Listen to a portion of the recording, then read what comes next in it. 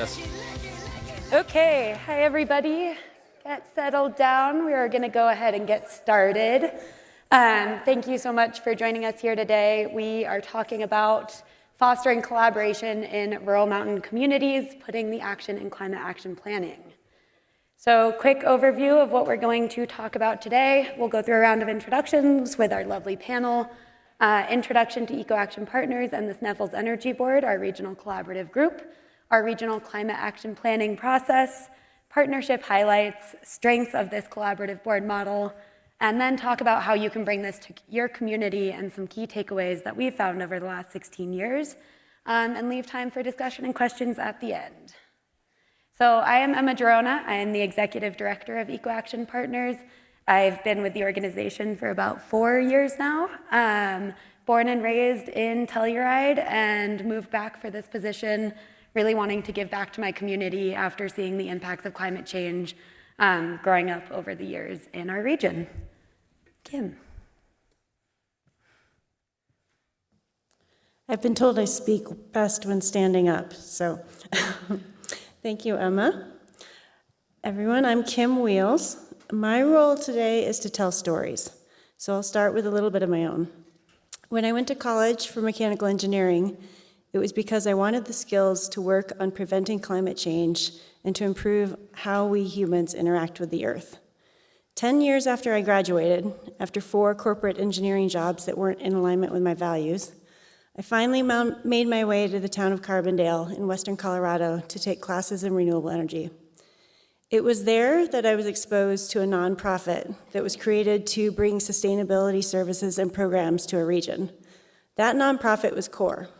And not long after, I found myself living near Telluride, working for a solar installer, who was on a board to start a similar nonprofit organization, and waiting for them to hire the first director of EcoAction Partners. 2 days after she was hired, I called her up to say, "Congratulations, can I come work with you now?" That was over 17 years ago, when Kendra was 7. Fast forward to now, my role has become one of focusing on big picture strategies and community engagement, as well as mentoring staff. Kendra has been courageously taking on my web of greenhouse gas inventory spreadsheets and expanding other program work. And with that, I'll turn it over to her. Thanks, Kim. Hi, everyone. I am the Kendra Kim spoke of. I studied geography and environmental studies in undergrad in a small liberal arts college in Minnesota. And then knew that I wanted to move to Colorado to do my climate action work on a more regional level, found EcoAction Partners, Kim and Emma, and have been there ever since. So I'm very happy to be the climate action coordinator for our region and support implementation of the climate action plan and conduct the greenhouse gas inventory for our region as well. Great, thanks, Kendra. I'm Terry Schuyler. I'm the former Energy Services and Key Accounts Executive for San Miguel Power. It's a small rural electric cooperative down in the San Juan Mountains. I'm now consulting to SMPA, writing grants and project managing grants for community scale microgrids, which we'll talk about a little bit later. I'm also a third-term town councilman for the town of Ridgway, Colorado. Prior to that, I spent 40 years plus working in the solar industry, both doing research at Solar Energy Research Institute, making solar cells and growing crystals, and then later at Sandia Labs, doing systems research in solar. That's me. Okay. Good afternoon. Jason Corzine, President, CEO of the Telluride Foundation. Telluride Foundation is a community foundation, small, scrappy, nimble, and somewhat powerful, I think, in the space of rural community foundations. I have 25 years in conservation work, 20 of that with a group called the Trust for Public Land, and then 5 years with the National Park Foundation in DC, working on climate issues in national parks. Came to the foundation 3 years ago after a long history in Telluride, and now have really turned the dial on this local community foundation as a funder to enable climate work. So it's one of our core initiatives at our organization, something we take very seriously. And that's quite literally what landed us here today. So shout out to Raleigh. After last year, several of us attended the session in Vail. And we walked away pretty inspired by what was going on in our mountain communities, and particularly those communities we mirror each other in a lot of issues. But there are several sessions where the topic was, how do you start a climate action plan? How do you even get that process going? And after witnessing what EcoAction Partners has done with SMPA and a really large community presence, we have something to present. There are years and years and years of hard work put into what is going to be presented today. And a climate action plan is only as good as the implementation piece. Implementation, that sexy word we talked about this morning, is really what we have to focus on to make sure these plans don't sit on a shelf and that you are partnering at the local government level, at the community level, to put them into action. So what you will see today is kind of a retrospective of how we got here as an organization, the Sneffels Energy Board, but more importantly, how you as community leaders and those who are grappling with the same issues can maybe take a page out of our playbook. And with that, let's take it away. Sweet. We would love to know as well who we have in the room with us. So we're just going to do a show of hands for different groups that you might represent. So if you are an elected official, please raise your hand. Hello. If you are a staff member for a government, please raise your hand. Amazing. Nonprofit staff. Utility staff, perhaps. Amazing. Thanks, Terry. And community foundations or other community partners. Sweet. Thank you all for being here. Nice to meet you all. Great, thank you. So EcoAction Partners, we are a nonprofit organization. Our mission is to drive data-centered solutions that empower our partners to drive climate action and create more sustainable communities. We do this across 4 different program areas. The first is community, empowering and acknowledging our local sustainability actions. Within that is the Sneffels Energy Board, which we'll be talking about a lot today. We have a workforce development program providing funding for our green energy workforce as they get trained, climate action planning efforts, and student engagement programming. We also track progress towards our regional greenhouse gas reduction goals, providing a regional and community and government-specific inventories and forecasting. We promote energy efficiency and renewable initiatives, including a green business program to help address our commercial building stock, a Colorado Affordable Residential Energy Income Qualified program helping to weatherize our income qualified residential homes, provide building department support for our governments, and education and resources around both residential and commercial energy incentives. And last but not least, we work within waste, helping to reduce waste through efforts in partnership with our waste hauler, educational materials. We help with festivals and events that we have in our region, and plan and organize events, including an electronics waste recycling event.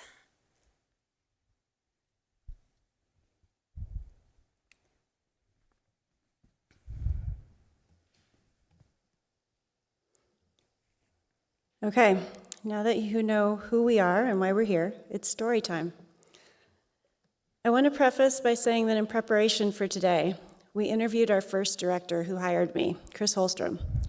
She is now in her last few months as county commissioner, soon to move on to retirement after dedicating so much of her life to community service in our region. And while reflecting on the history of EcoAction Partners, I realized that this story is deeply personal for me. I've lived it, and I've grown and evolved along with the organization. 5 years ago, when EcoAction Partners was at one of its lowest points after our previous director was let go, and we had 3 part-time staff, including me, the board was debating whether to fold the organization. I said, no, don't give up. We can keep this going. I will fill in as interim director until you find the right person.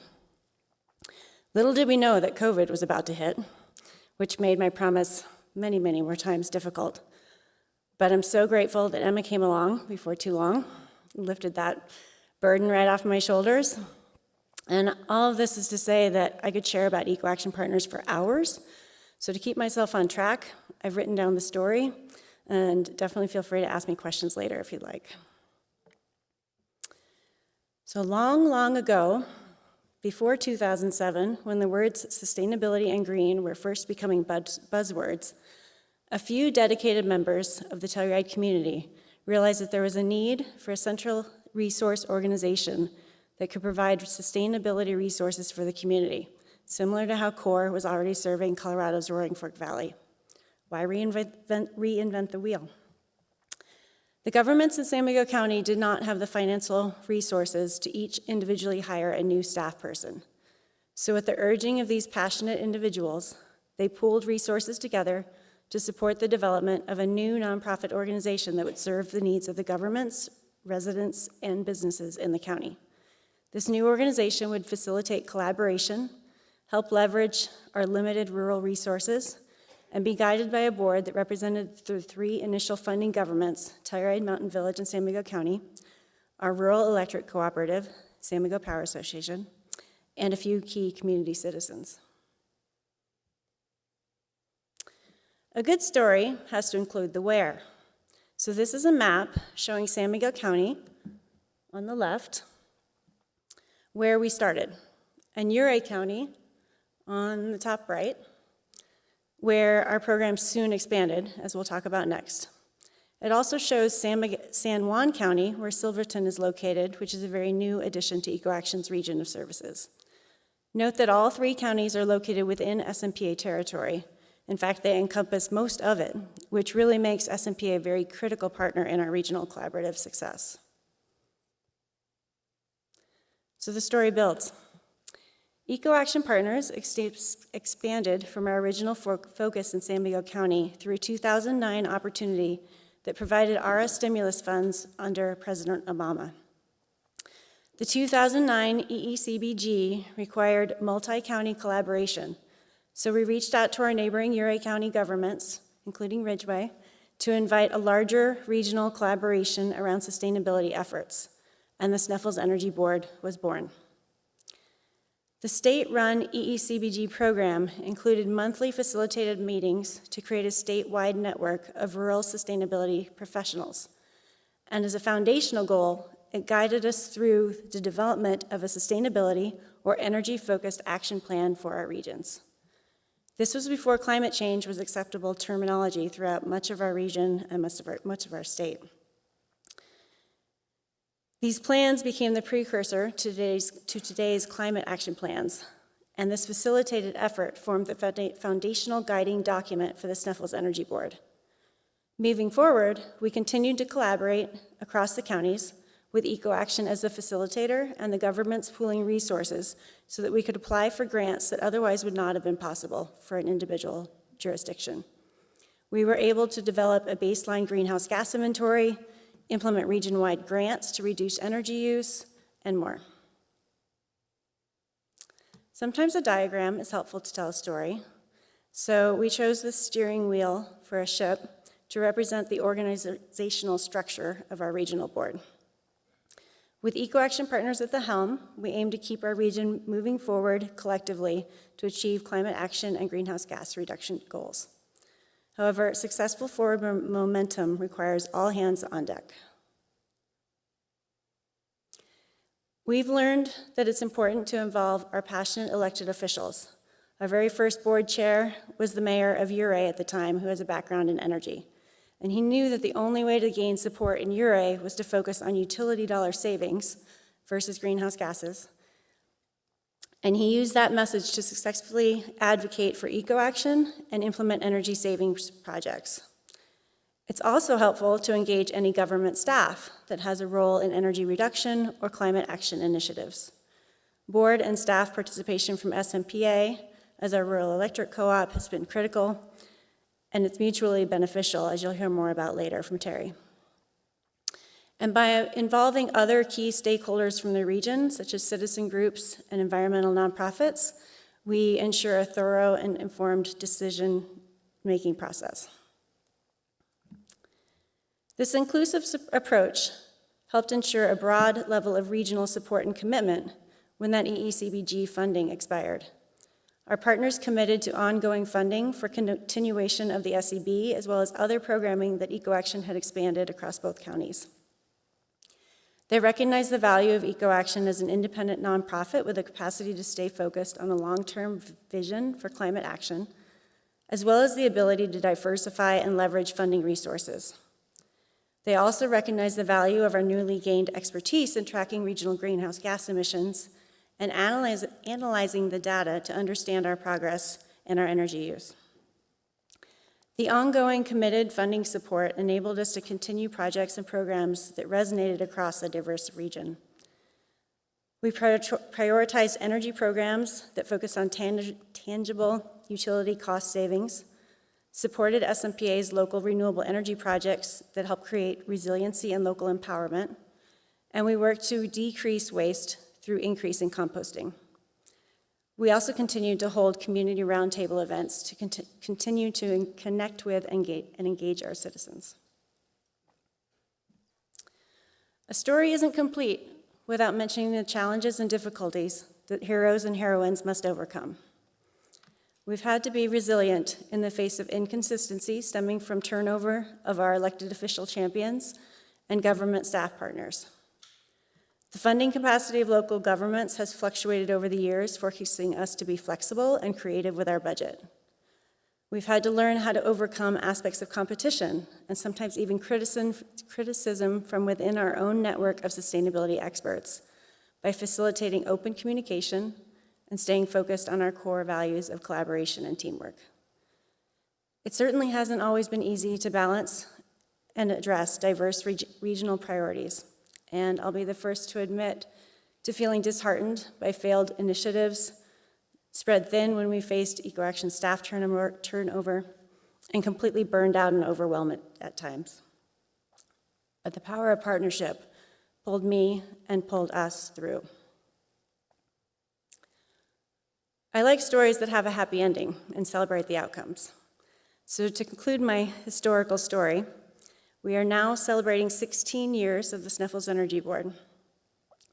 Upon reflection, we recognize that our board structure encourages collaboration, and our diversity of partners has helped us continue to succeed despite the challenges. Taking the time to develop planning documents has helped keep us focused on our priorities. And we now have several governments that have prioritized increasing their staff capacity for climate action, which we recognize as a marker of success, as it means there are more of us working to collaborate, to leverage our limited resources, and to increase implementation of projects and programs. With the recent addition of San Juan County and the town of Silverton, we now work across 3 counties with 10 governments, and the dedicated commitment of passionate individuals who refuse to give up has been absolutely critical toward us persevering through the years. And with that, I'm going to turn it over to Kendra to discuss our current activities. Thanks, Kim. If you advance next slide. Thank you. So the Climate Action Plan for our region was developed in 2021 by the Sneffels Energy Board. This is a regional climate action plan that spans across 8 different thematic sectors and outlines over 10 years of key actions to meet our emissions reduction goals for the region.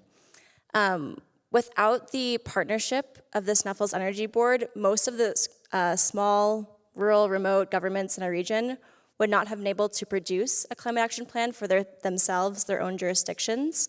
And so being able to have this regional group align on key priorities, the key strategies to make those things happen was really crucial to be able to leverage our support across the entire region, and then also leverage funding, which we'll talk about a little bit more later on as well. On the bottom of the slide, you'll see that there's kind of an outline or a framework for how the Climate Action Plan actions look.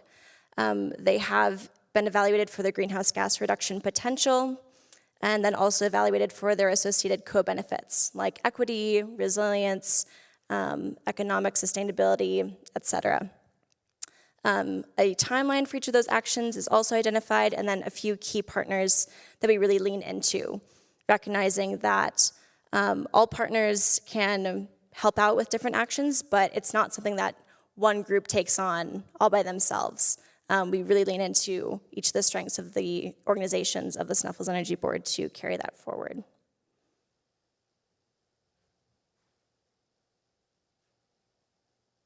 Sweet.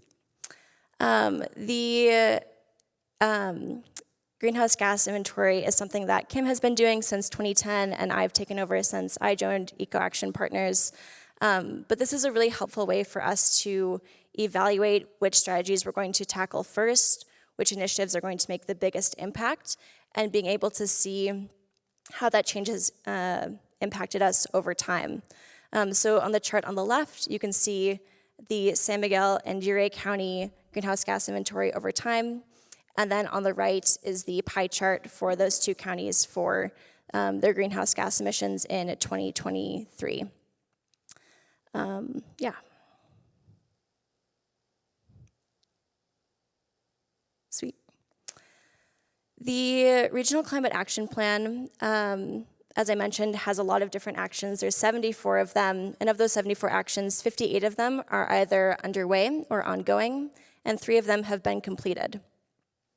One that we wanted to highlight was the adoption of the 2018 Building Energy Codes, and we now have a grant that is helping us look into the 2024 IECC codes and electrification and spreading that across the region as well. The Climate Action Plan also made it very clear that in order to accomplish the goals that we have set for ourselves across several different sectors, primarily building energy use, energy supply, and transportation, we needed to bolster our local workforce to make the things happen and at the rate that we needed them to happen, and not always be pulling contractors from really far away. This is where a collaboration to create the Energy Workforce Development Program came from.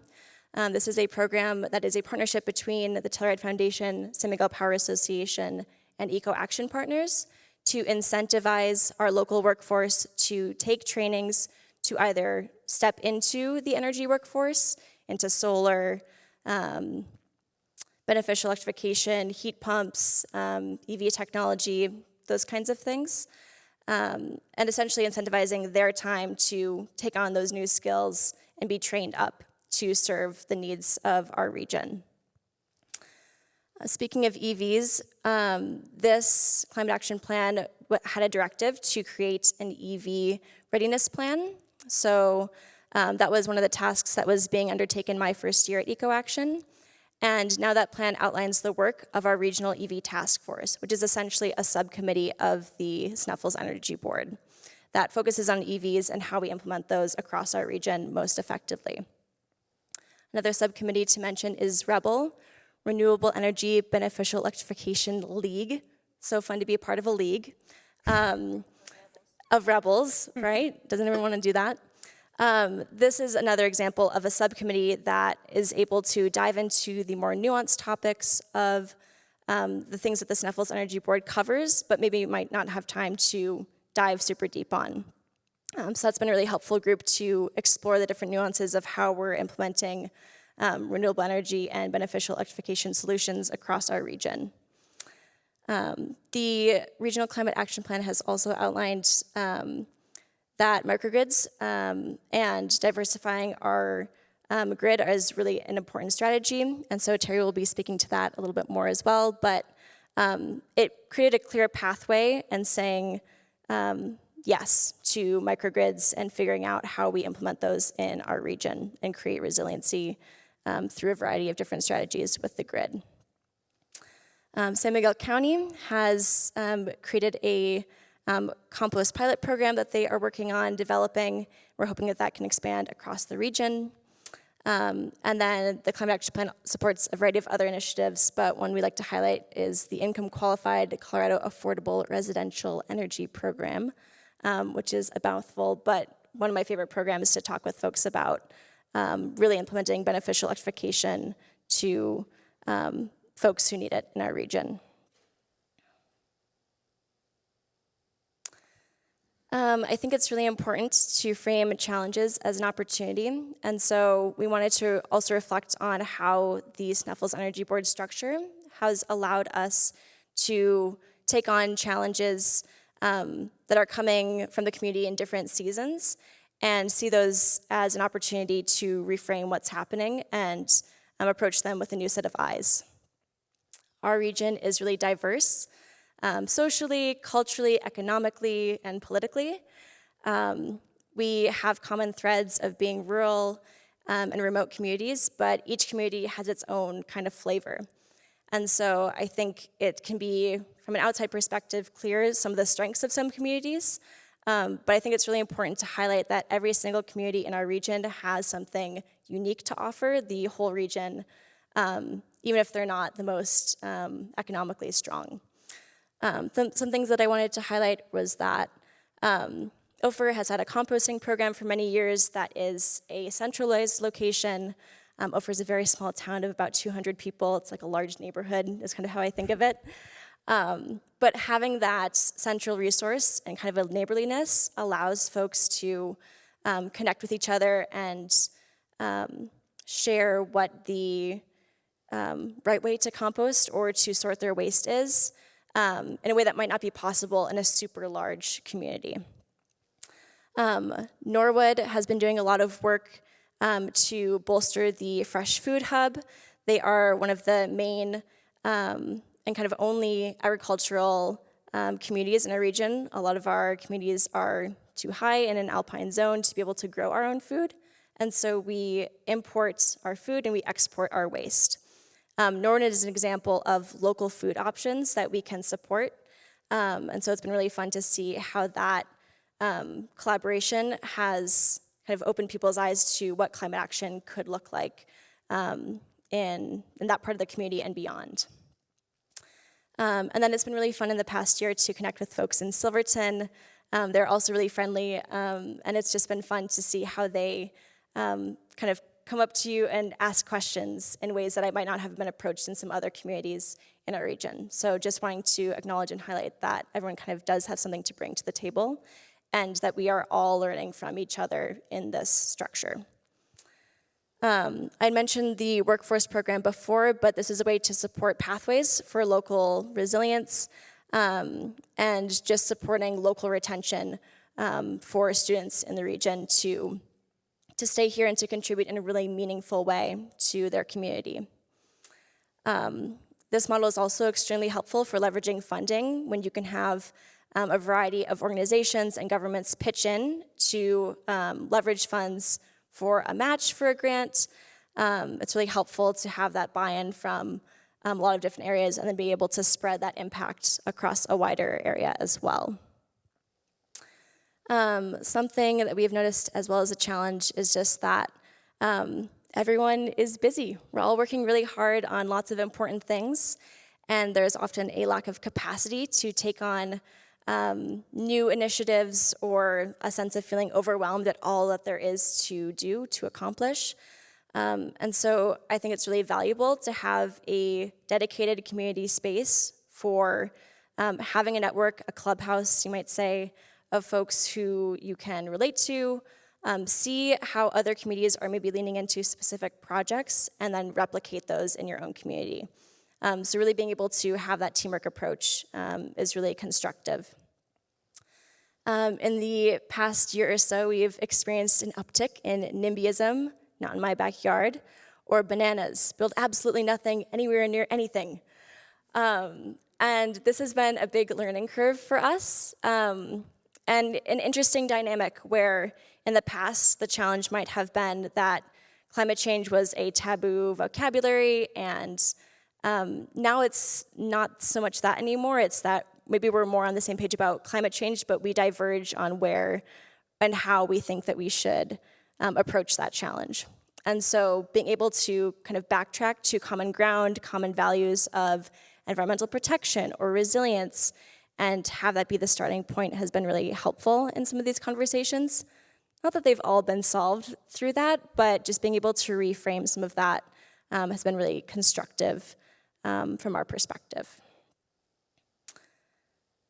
With that, I wanted to give you all a chance to just reflect on some of the challenges that your community is facing, whether that might be an internal structural challenge, a partnership or collaboration challenge, or something external that's coming from the community. As you're thinking about that, does anyone want to raise their hand and share what one of those might be, and we can maybe kind of like think about how, how that could work?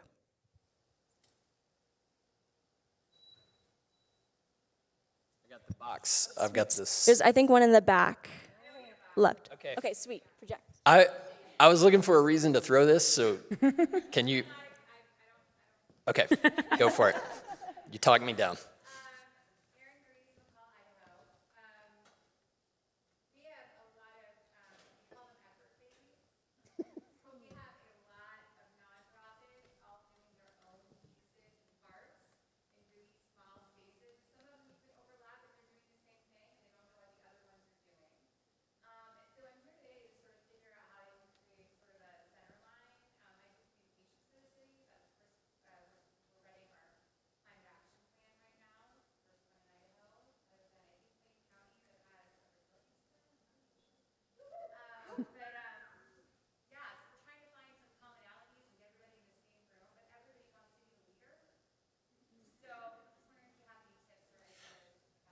Before you answer, can I just clarify, did you call the nonprofits effort babies? Okay. Enter a new term into the nonprofit lexicon. I think that's a great, just for anyone who can hear, I think you did a great job projecting, but the question or the challenge is that in this community, there are a lot of effort babies or nonprofits that see a need in a specific way to deal with that need or solve a problem, but they have proliferated in such a way that it might not be efficient or it might not be focused and targeted towards one or maybe two visions. Everyone is kind of in their own area trying to get their own funding, and when trying to bring everyone together, everyone wants to be the leader, and there's kind of a challenge in figuring out how to get people to collaborate. That sound right? Yeah. Okay. I can jump in with a quick answer on that before we move forward. I think something that we've done to try and address this in our own community, because we also have a lot of organizations who are working in this space, is creating that area for partnership. So we've done a lot of collaborative event planning, recognizing that often in these small mountain towns, there's 2-3 things happening a night that people could go to, and not wanting to compete with each other. So coming together with the different organizations in our region to find those common goals and maybe create an event series that we can work on together and all have our different nonprofit names on the poster on that event so that those organizations can claim ownership of that series or event without necessarily losing their own message in what's happening in that collaboration. Well said, Emma. And also happy to workshop on that later as well with you. Sweet. I'm going to turn things over to Terry with SMPA. Thanks, Kendra. As you can see, this group has been extremely valuable to a co-op, rural electric co-op like SMPA. We are a very small co-op of only 15,000 meters, 10,000 members, but we cover 3,600 square miles and 1,800 miles of line.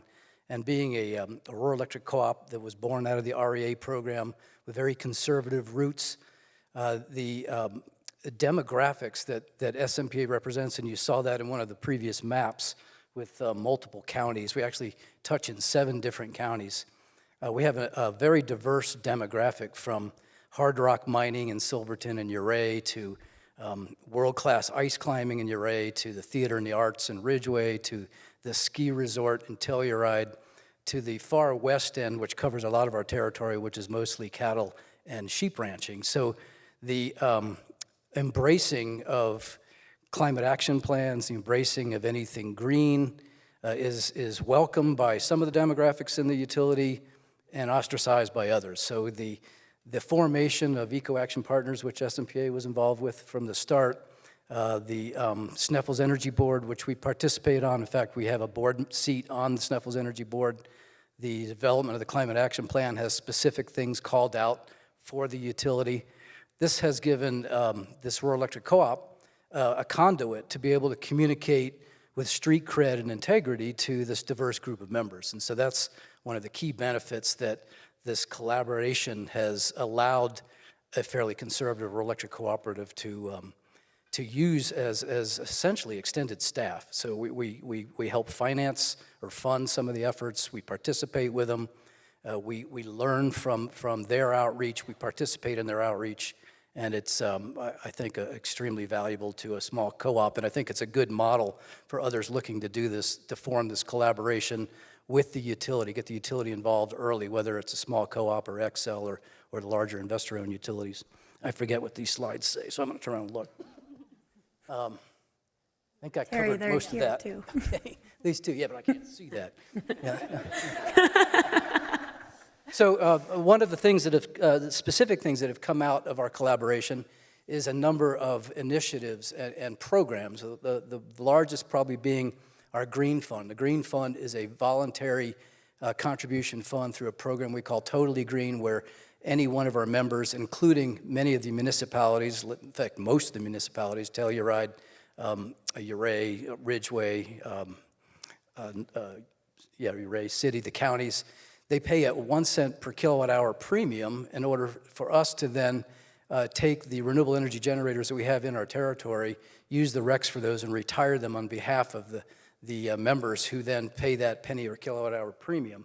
Thereby, the town of Ridgeway, for example, can claim that their 100% of their municipal electric accounts are covered with 100% renewable energy.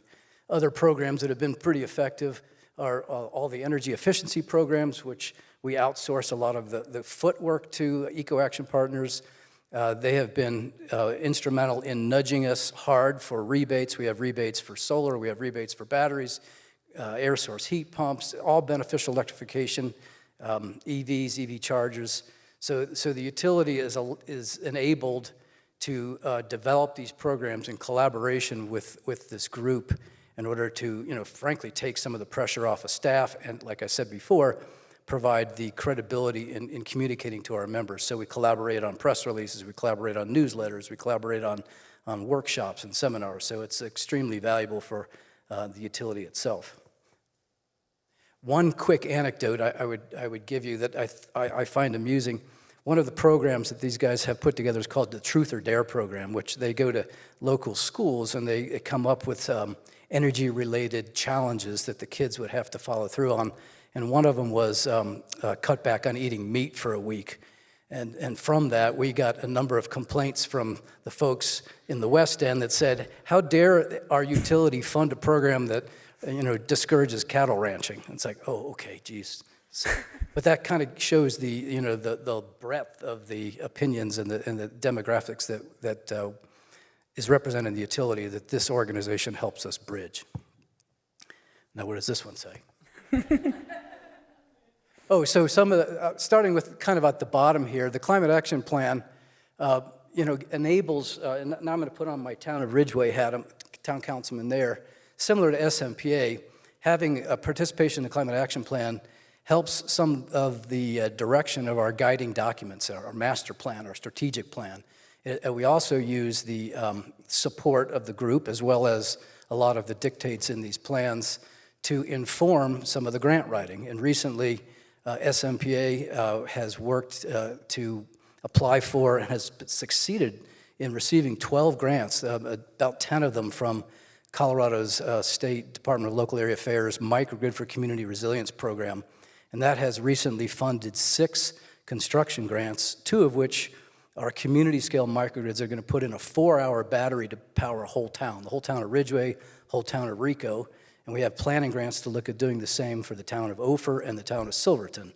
So these are cutting-edge, hardly ever done before. In fact, we've only found one example in Cape Cod where a microgrid has been able to provide backup to an entire town. So this is likely and most likely the result of the participation and the collaboration from this group that then through the process has informed the grant writing, and we've gotten attention from the grant funders, both state and federal, to proceed with some of these very cool cutting-edge new initiatives. I think that's all I have. Jason, is this you? Yeah, I can't read this either, so I'm going to summarize. But I think the overlying message on these quotes is from our elected officials, and it's critical to have your electeds in this process. I think that's an understatement. Kim mentioned, there's turnover in electeds, but the reality is these are the decision makers. They have the power, at least on policy issues, to move these efforts forward. And so to have elected officials really baked into this partnership model and sitting there side by side in this process is crucial. I'll also say it's very crucial to have your co-op sitting side by side in this effort as well. This is literally the lowest hanging fruit, in my opinion. Despite 16 years of effort, if SMPA, your co-op, is not at the table, you're spinning your wheels and you're really not going to make any progress. So the elected officials really taking note of this process, what the cap has in it, what it means to implement it, and then having your co-op back you up along with the effort babies is a really magical concoction, I think, in our opinion. So one, one Ouray County Commissioner, I think, summed it up quite nicely, Jake Neese. And we've talked about the geographic diversity of our region. We've talked about the political diversity, the economic. The reality is, when you build a Sneffels Energy Board, when you build a collaborative, it brings everyone to the table to discuss the issues and frame them in the most impactful way.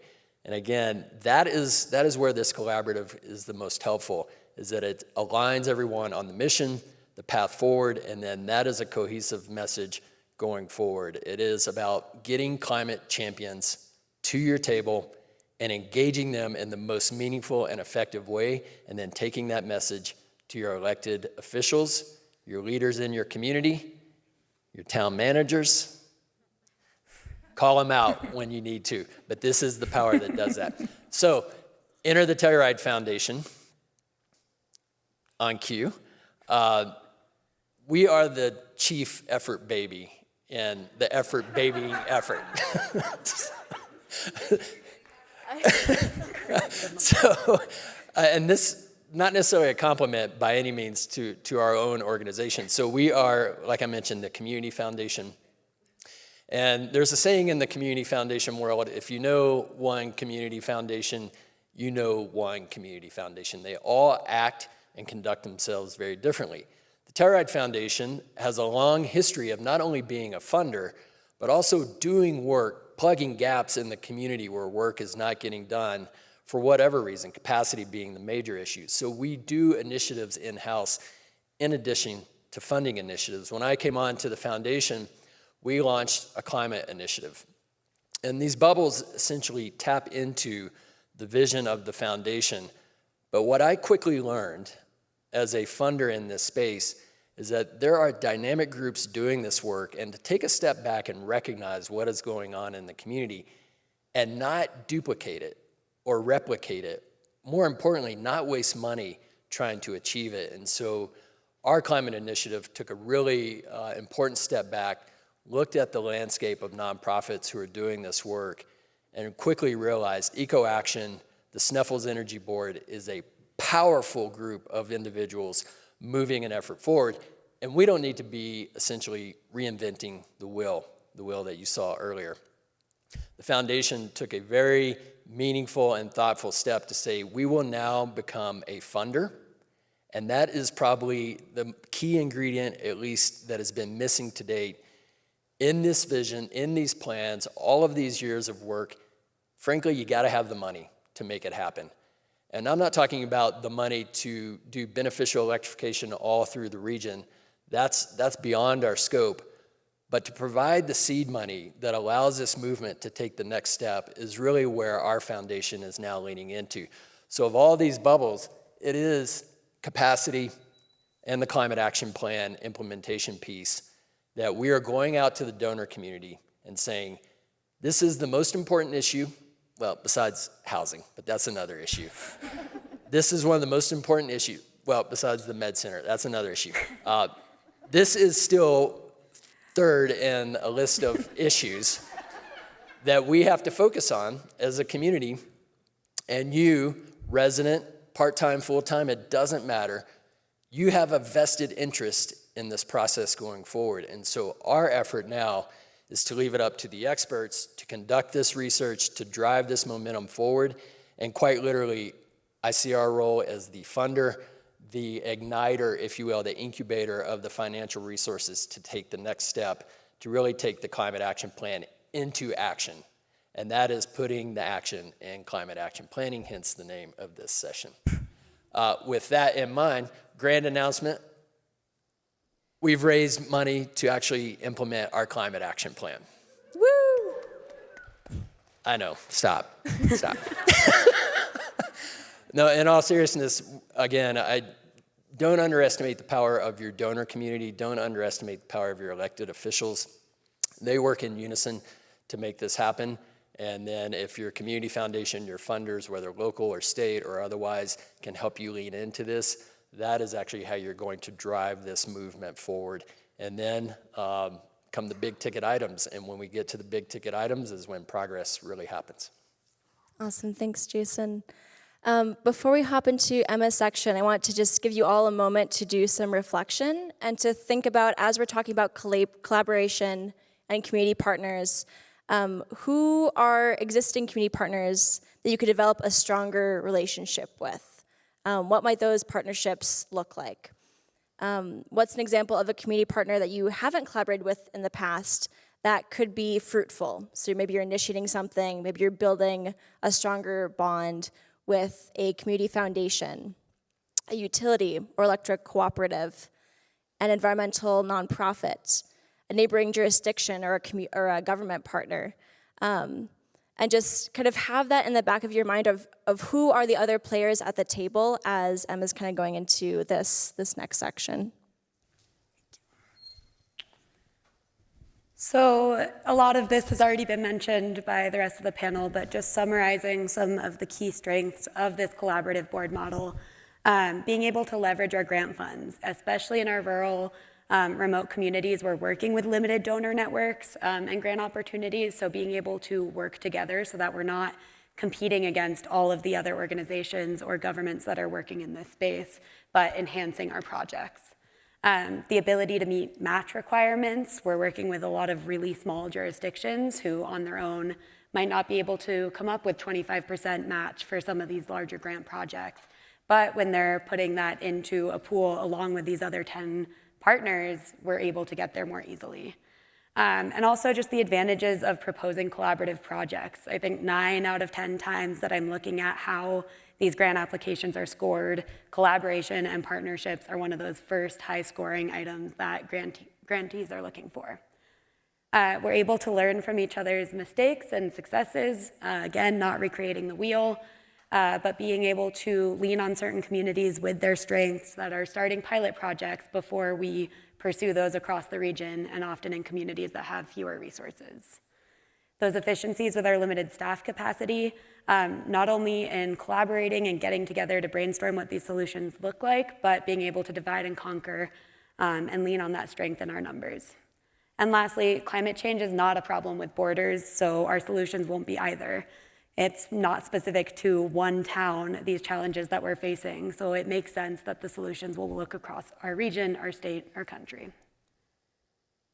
I want to highlight a couple more accomplishments and successes from the Sneffels Energy Board in the last year and a half. We talked a lot about the development of the Climate Action Plan. All 10 governments in our region have formally adopted that plan and the greenhouse gas emission reduction goals that go along with that. This includes the addition of Silverton and San Juan County to the Sneffels Energy Board region and the development of a beneficial electrification plan that we will be bringing to the rest of our region as we look forward with implementation.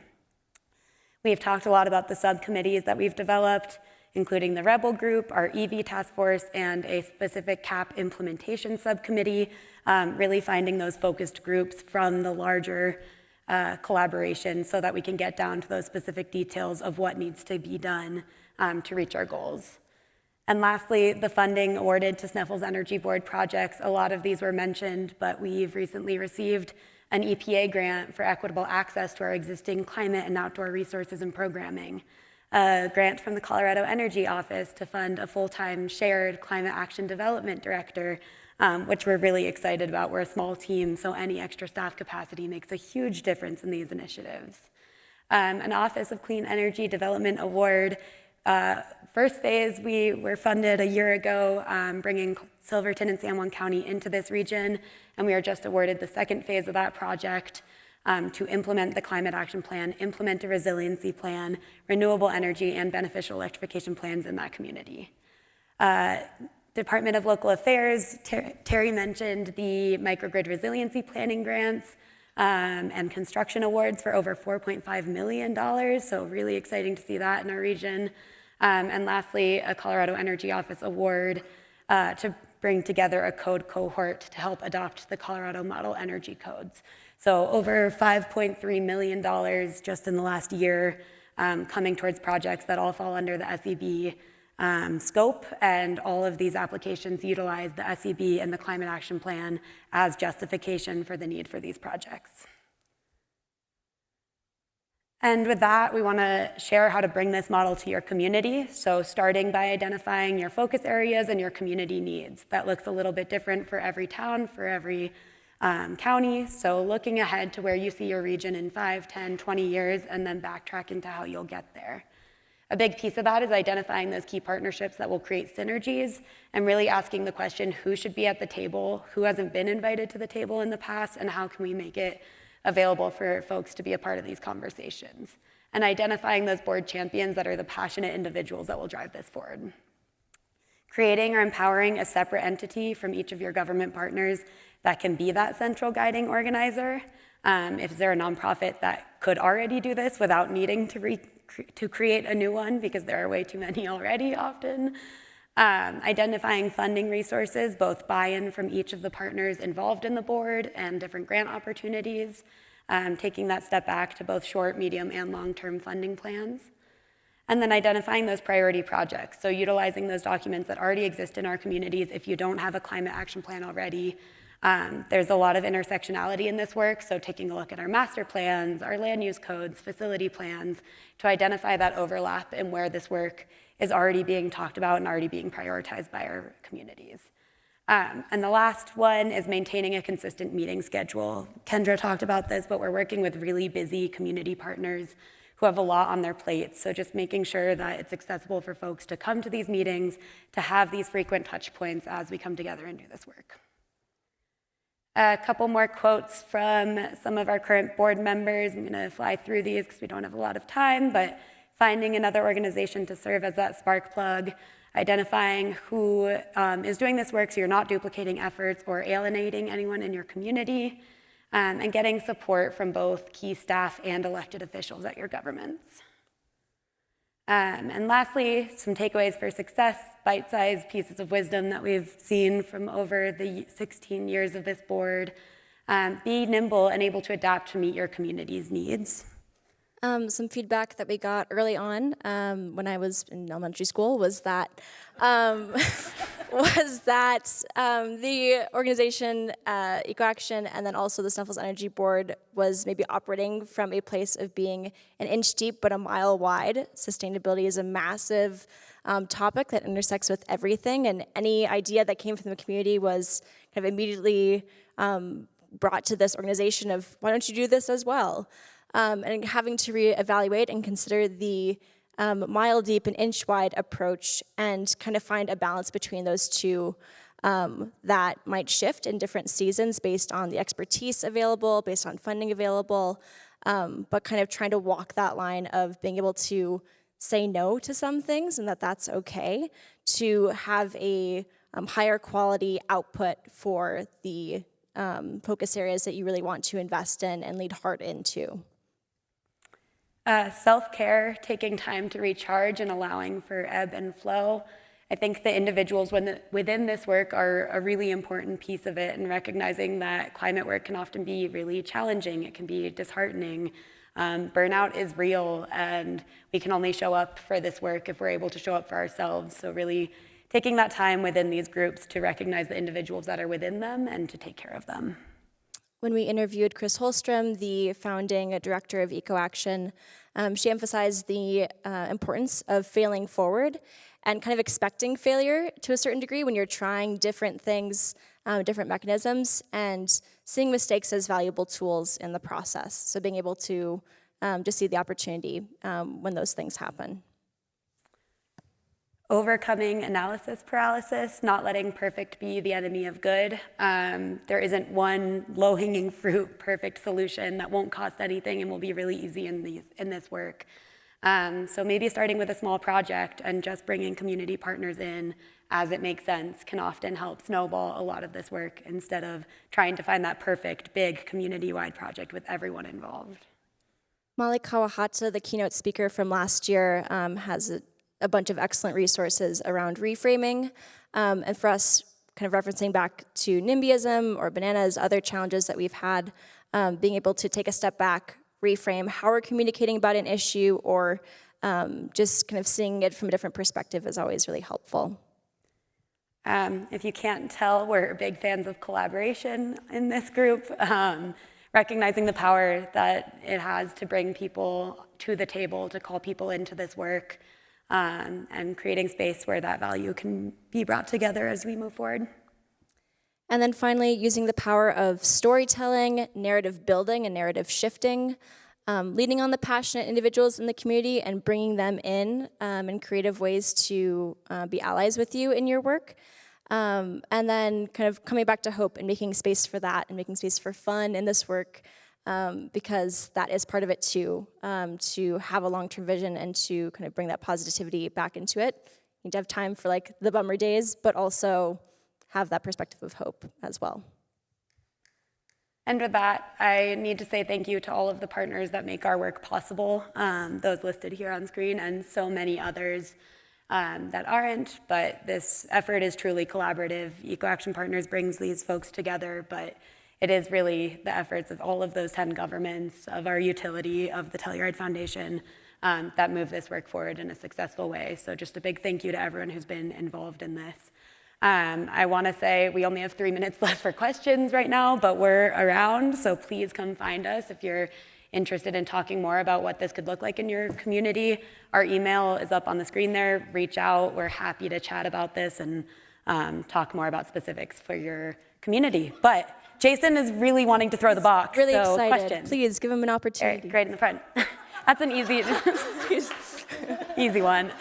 Speaking to this part? Yeah. I think so. Hello? Oh my God, what? Nice. I'm Eric Lowe. I'm with the Colorado Energy Office. Thank you for your presentation. I happen to know that EcoAction Partners is very, very good at writing competitive grant applications. You guys have won a number of them over the years. So Emma, if you could just speak to a little bit, how has EcoAction Partners developed that expertise and how do you deploy it? Great question. Thank you. The development of the Climate Action Plan has been a huge resource in that regard. Being able to, it's a huge document, it's 75 pages long.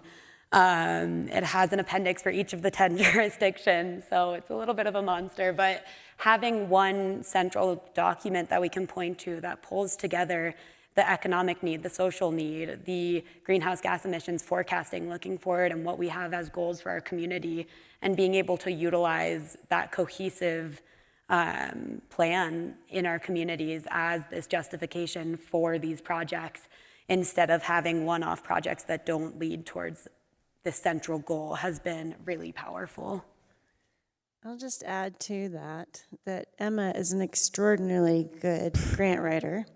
She also relies on us to bring the details together for her. I'm not very good at filling in all the paragraphs, but I can bring the bullet points of the details, especially if it's a technical related grant, and then she fills that in. And I know Kendra has contributed toward our grants as well as other staff. So really it's teamwork within EcoAction Partners also, instead of relying on just one person to do it all. One more. Jason over here. Over here on the right. Sweet. He wants to. Let him have it. Connective moment, making friends in the audience. Yes. Oh, come on. Sorry, I might have jinxed you. Hi, my name's Eliza. I think that one thing that you guys have highlighted a lot, and I just would love to hear a little bit more, is how have you maintained the involvement of all 10 communities over 16 years, I know. Is that mostly with the Telluride Foundation to kind of buffer that sticker shock of projects, or how do you really, come together with those budgetary issues with all those communities? I can also. One of the things that we've done to keep us together is those regular meeting schedules. When we had the EECBG grant back in 2009, we were mandated to have monthly meetings to continue the development of our Sustainability Action Plan and the other initiatives that were mandated by that grant to complete those in time. And since then, we've decided as a board how frequently we would meet. So sometimes it was every 2 months, right now it's quarterly, but kind of getting those on the schedule and having everybody know. And it's not weekly, so it's, you know, a 2-hour block every month or every 3 months, depending on what we have going on. So that is part of it. And Zoom has definitely helped to have people not have to drive from across the region to be there in person. On the funding side of things, also, it's being able to come together to brainstorm on those collaborative projects and put together grant applications that can fund them so that the onus isn't falling on one government alone. So really creating that space where before one government is too far in one project, we see what other communities might want to hop on board with that program. And then we at EcoAction Partners and with the other partners on the Sneffels Energy Board will try to identify the right resources that can help take some of that burden off of the shoulders of the individual partner and go after some of those bigger funding opportunities as we move forward together. I'll say also over the years, it has taken individual commitment on behalf of EcoAction staff to recognize when a jurisdiction isn't participating as much or seems like they might be heading off of the collaborative model, and to contact them, to reach out, to bring them back in, to have those one-on-one conversations or pull together multiple people as needed to help maintain the collaboration and the involvement of every single partner. I just want to conclude and say thank you all so much for being here. We would love to have more questions, maybe later this evening, maybe tomorrow. We want to hear from you and connect with you. Thank you for coming. What's our quote from last year, our motto? Delay is the new denial? Delay is the new denial. Is that right? Yes. That was Mountain Town 2030 last year in Vail. It's something we have carried with us ever since that. Just a powerful catchphrase, but actually is kind of the ethos of how we approach this work. Thank you. Thank you all.